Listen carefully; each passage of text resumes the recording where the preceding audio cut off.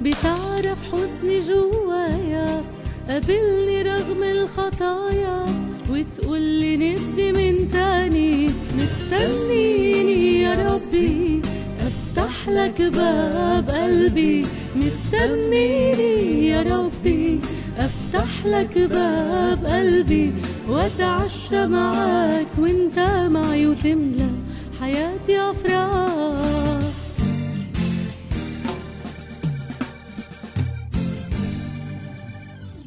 أهلا بكم مستمعية ومشاهدية في كل مكان.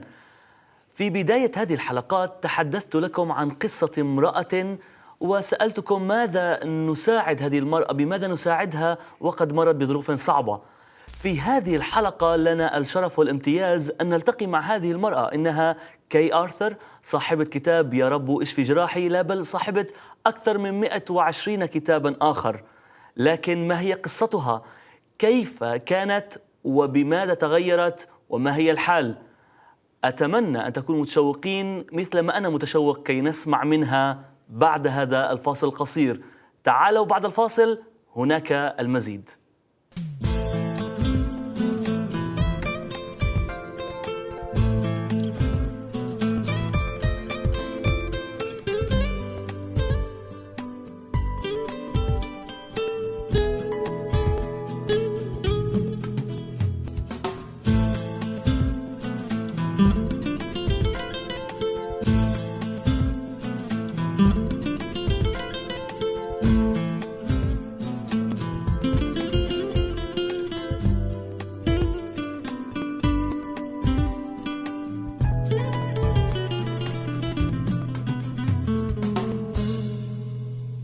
عدنا إليكم مرة أخرى في هذا الاستوديو، وعندنا ضيفة غالية جدا على قلوبنا نستضيفها الآن.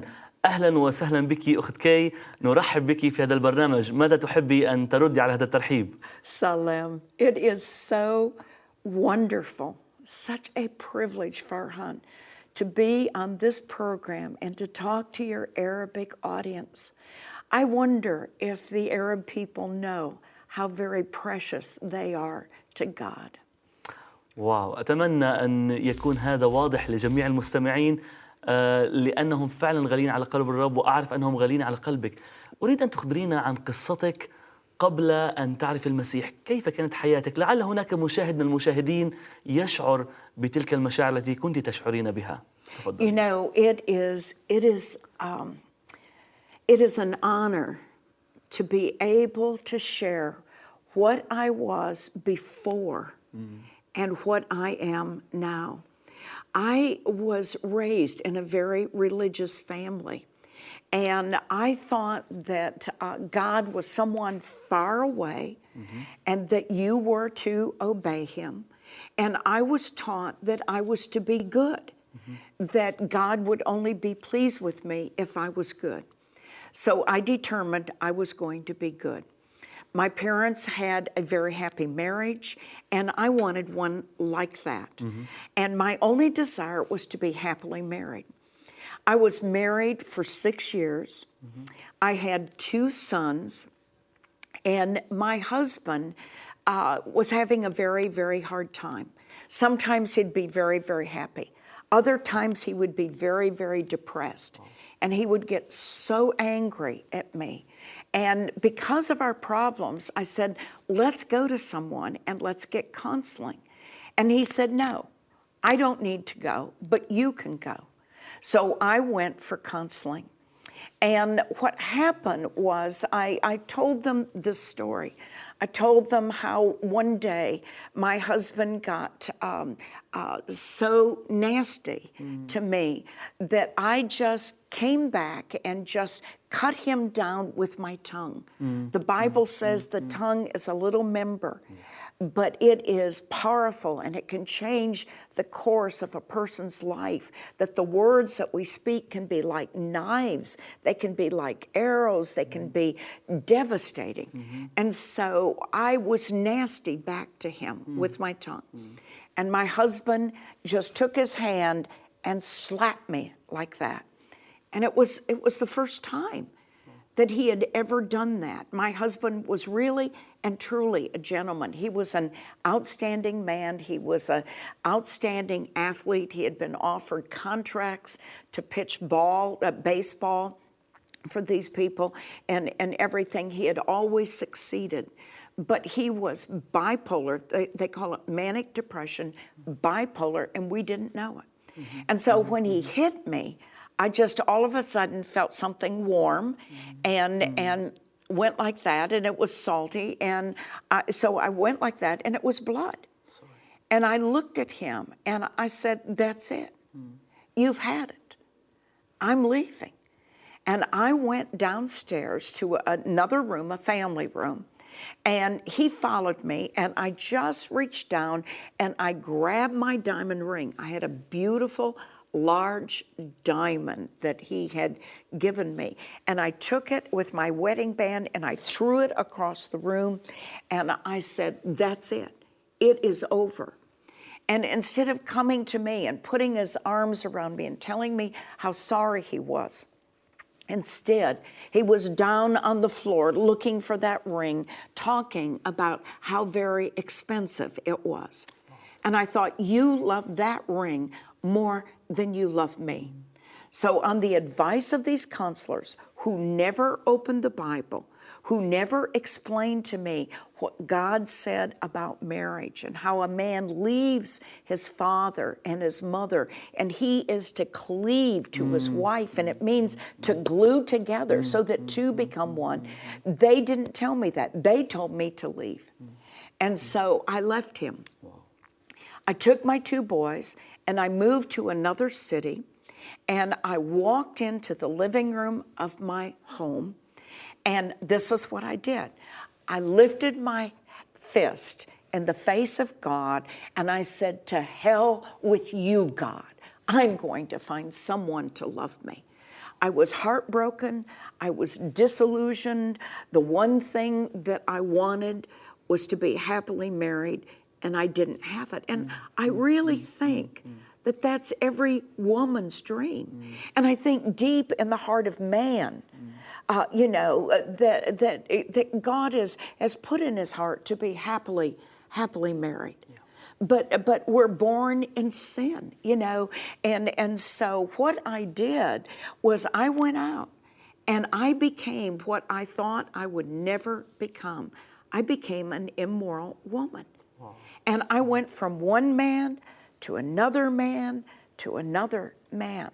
And I know that, in an Arabic society, that this is something that you don't want to know about, you don't want to expose. But I told God a long time ago that I would share my past if it could minister to men and women and show them that there is hope, that with God there is hope. So that's why I'm sharing it. So I became immoral, and I didn't know it.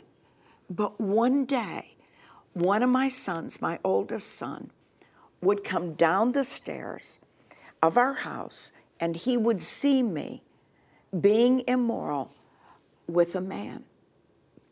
And I think children should not see those things. They shouldn't have them in their mind because they can be very, very destructive. And see, when I was a young girl, I went to movies, and I could imagine myself, as the heroine or as the woman, but my thoughts were immoral.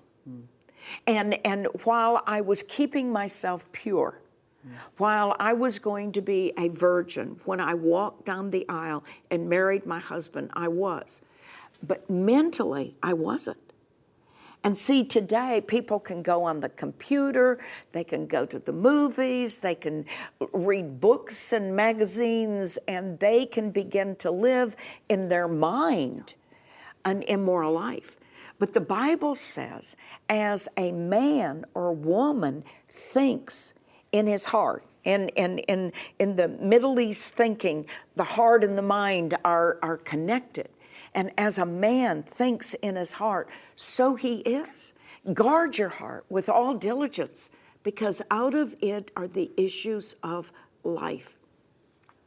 In the process of this, I had standards. I would never date a married man.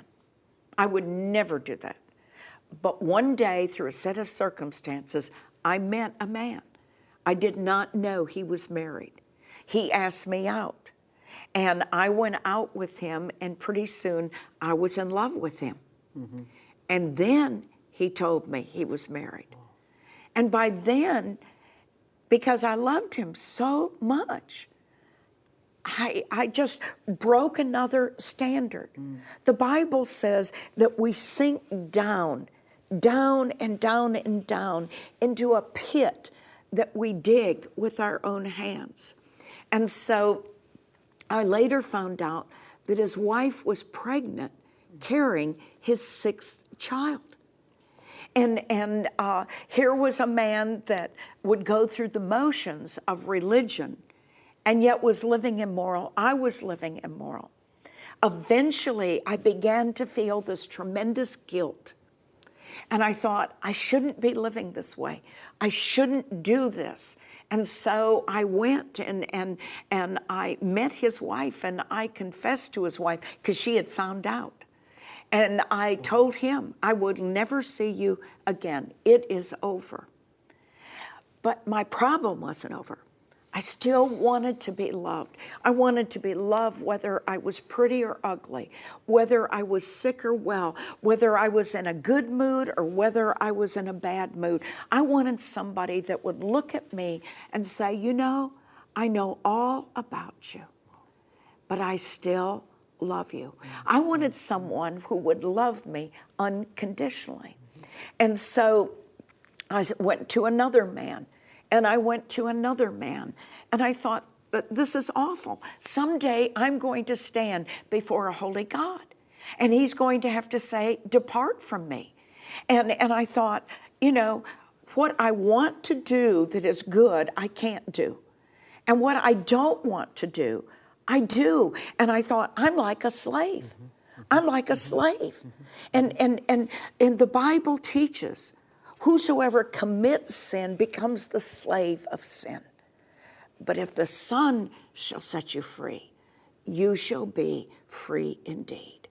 اسمحي لي أن أقطعك قليلا عن الحوار، لأن الحوار شيق جدا وأنا مستمتع جدا بما تحدثته لنا. أعزائي المشاهدين، ما رأيكم بهذه القصة؟ إنها البداية، إنها ليست كل القصة، إنها فقط مجرد البداية. تعالوا معا بعد هذا الفاصل القصير لنرى ونسمع ما قد حدث مع هذه المرأة، وهل كانت هذه فعلا نهايتها أم أن هناك المزيد؟